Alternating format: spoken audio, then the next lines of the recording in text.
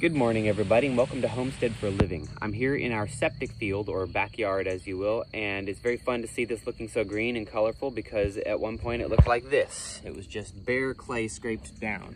And I did a video about that at the time and how we were working to recover the soil, which we've done nicely. We did a lot of nitrogen fixers, lots of clover and mulched, and of course the septic field itself has done quite a good job of putting nutrients out into the soil. But what I wanted to talk about today is what are we doing to utilize this space. This is one of our few big open spaces on the property. Most of it is trees, as you can see. So we really don't want to waste this space, but of course many people are a little bit squeamish about growing food over their septic field. Now we know what's in our diet, we don't really use chemicals in our home, so we know that it is safe to grow, but of course we're still cautious, and I think a lot of people might need to be more cautious. We also are about to open a bed and breakfast, and that's going to have a bathroom draining into the septic field where they will be using different soaps, and we don't know what's in their diet, so we don't necessarily really want to grow our food over this. So what can we do? Well, our food can eat their food. Once we run it through a goat, we're not so worried about it. And so they're having a great time grazing this very overgrown yard. They're loving it. And in this way, we are returning our nutrients that we've eaten back into our system. They are loving the tall grass and the brush that grows around it as well.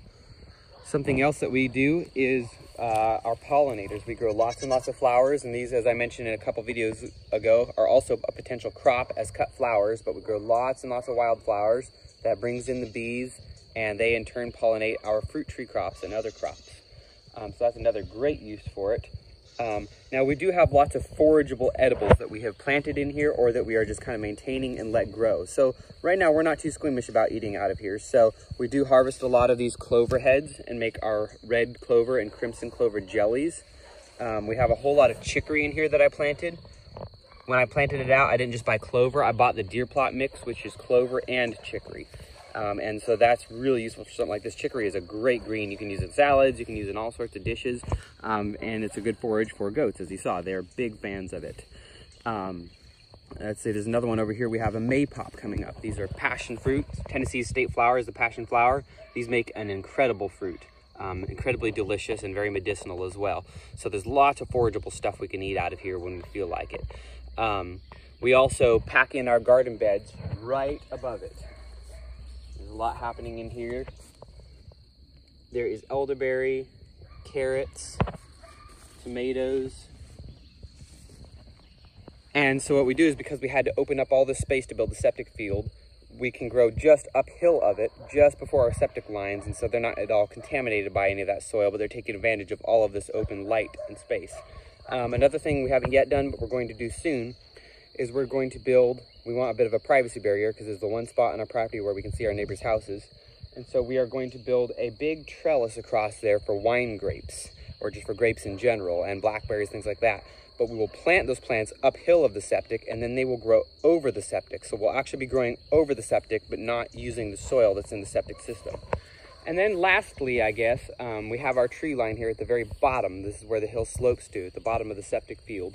And there we can plant more useful crops because they are tree crops. So they're getting the benefit of all of that extra nutrient coming out of the septic field. So we can plant nitrogen fixers, we can plant forage trees.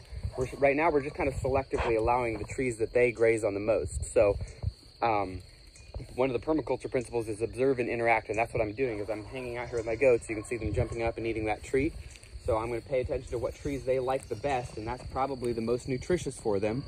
And that's the tree that I will allow to grow. Looks like they're munching on a maple right now.